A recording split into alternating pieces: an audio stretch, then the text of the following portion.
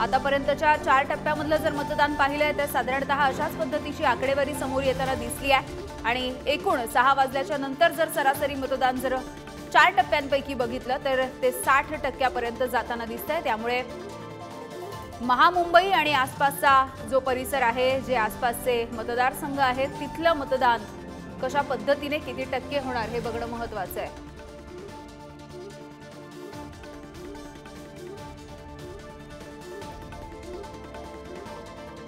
आणि या सगळ्याविषयी बोलूयात। पवईमधून आपल्यासोबत चेतन सावंत आहेत, वांद्र्यामधून धनंजय दळवी आहेत, गोरेगावमधून श्रेयस सावंत आपल्यासोबत जोडले गेलेले आहेत, तर भिवंडीमधून मोनिश गायकवाड आमचे प्रतिनिधी आपल्यासोबत जोडले गेले आहेत। सुरुवातीला पवईमध्ये जाऊया चेतन सावंत यांच्याकडे।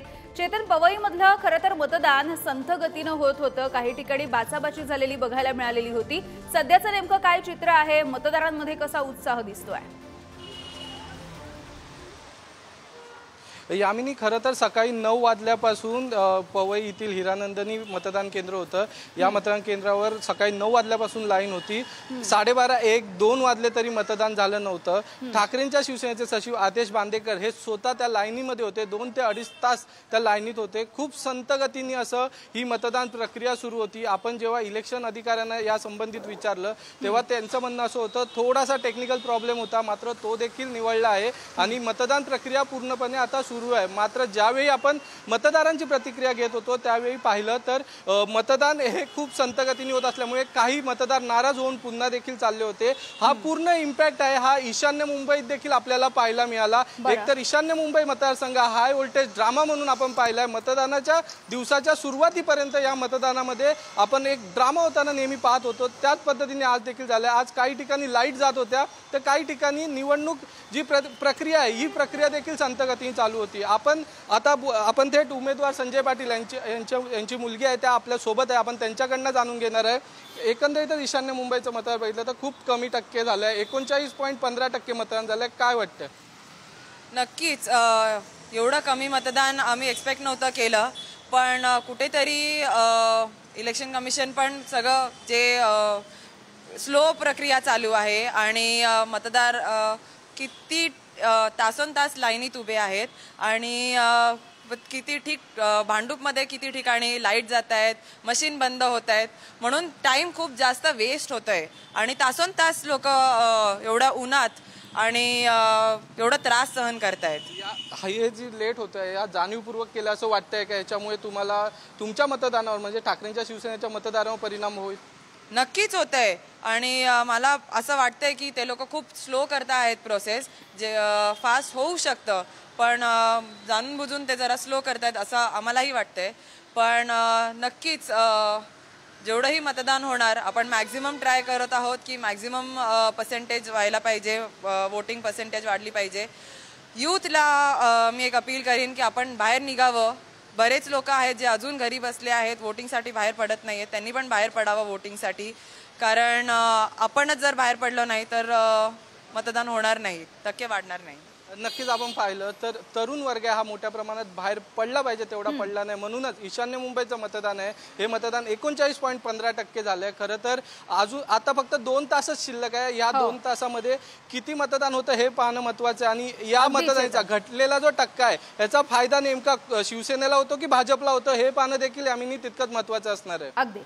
अगदी चेतन, आपण पुढे वांद्र्यामध्ये जाऊयात। धनंजय दळवी आमचे प्रतिनिधी सध्या आपल्यासोबत जोडले गेलेले आहेत। धनंजय, खरं तर वांद्रे आणि एकूणच जर हा परिसर बघितला तर सेलिब्रिटी मोठ्या प्रमाणावरती या परिसरामध्ये येत असतात। तुम्ही नेमकं कुठल्या मतदान केंद्रावरती आहात आणि काय नेमकं आताचं चित्र आहे तिथलं?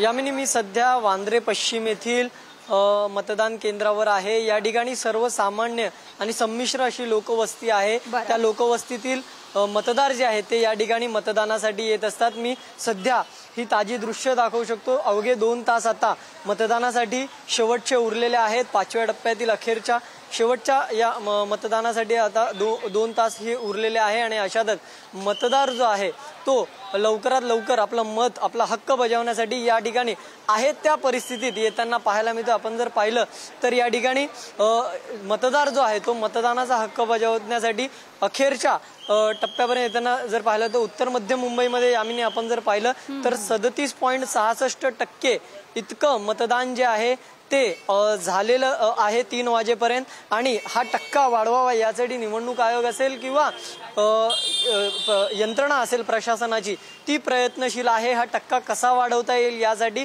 जास्तीत जास्त मतदार जे आहेत ते या ठिकाणी येत आहेत। मात्र अनेकांना एक अडचण जी आहे ती खास करून उत्तर मध्य मुंबई या मतदारसंघात सकाळपासून जाणवते, ती म्हणजे या ठिकाणी आपलं मतदार यादीतलं नाव जे आहे ते गहाळ झाल्याचं या ठिकाणी अनेकांकडून तक्रारी ज्या आहेत त्या पाहायला मिळाल्या। महत्त्वाचं म्हणजे वृद्ध नागरिक असतील किंवा ज्येष्ठ नागरिक असतील यांची नावं जी आहेत ती जास्त करून यादीतून वगळण्यात आलेली आहेत, त्यांना ती नावं जी आहेत ती सापडत नाहीये।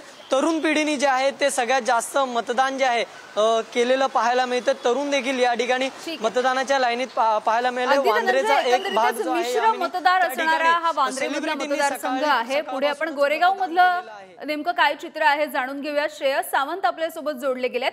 श्रेयस, काय नेमकं गोरेगाव मधलं चित्र आहे? कशा पद्धतीने मतदान करण्यासाठी लोकांनी उत्साह दाखवलेला होता आणि आताची काय परिस्थिती आहे?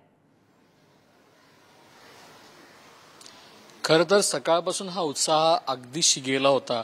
याच गोरेगाव परिसरात अनेक खरं वॉर्ड्स आहेत, अनेक मतदार जिकडे आपण मतदान करू शकतो अशी केंद्र आहे, तिकडे सगळीकडे लाईन्स होते 11-12 वाजेपर्यंत यामिनी। पण त्याच्यानंतर ही दुपारची वेळ जी आहे त्याच्यात गर्दी ओसरली असते। तुम्ही अजूनही माझ्या बागे बघू शकाल तर बिलकुल शुकशुकाट आहे, काही मोजकेच लोक येताना दिसत आहेत।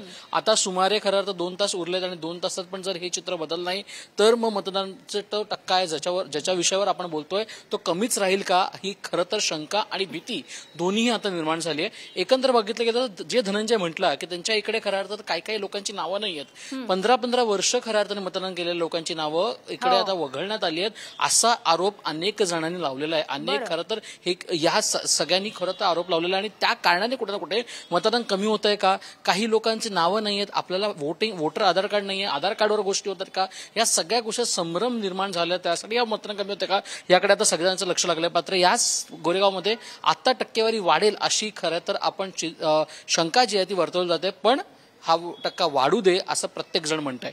अगदी श्रेयस, आपण भिवंडी मधलं चित्र जाणून घेऊयात। मोनिश गायकवाड आमचे प्रतिनिधी आपल्यासोबत जोडले गेलेले आहेत। मोनिश, खरं तर मुंबईला लागून असणारा असा हा भिवंडीचा मतदारसंघ आणि काय नेमकं चित्र आहे तिथला उत्साह कसा आहे, मतदारांचा टक्का नेमका वाढणार आहे का याची उत्सुकता आहे? यामिनी, नक्कीच सकाळपासून मोठ्या प्रमाणात नागरिक हे उत्साहाने मतदानाला सुरुवात केली होती, परंतु 12 नंतर जे ऊन सुरू झालं त्यानंतर अनेक नागरिकांनी या सावलीचा हा भाग घेता त्यासाठी अनेकांनी घरातून निघले नाही, परंतु अनेक केंद्रांवर सुखसुखाट दिसून आला। अनेकांची नावं या ठिकाणी घाल झाली होती। जवळपास 25-40 वर्षापासून जे मतदान करतात त्यांची अनेकांची नावं या यादीतून घाल झाल्याने त्या नागरिकांना निराशा वाढली।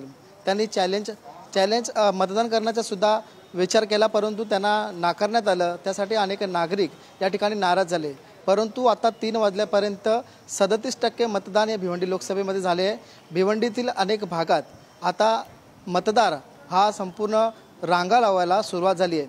मतदानाचा टक्का हा 4 नंतर वाढू शकतो अशी शक्यता या ठिकाणी दिसून येते। यामिनी, अगदी मोनिश, तर आपण वेगवेगळ्या मतदारसंघांचा आढावा घेत होतो। आपल्यासोबत चेतन होते पवईवरून, वांद्र्यावरून धनंजय, गोरेगावमधून श्रेयस होते आणि भिवंडीमधून मोनिश आपल्याला याविषयीचे अपडेट पुरवत होते। तुमच्या चौघांचे सुद्धा धन्यवाद।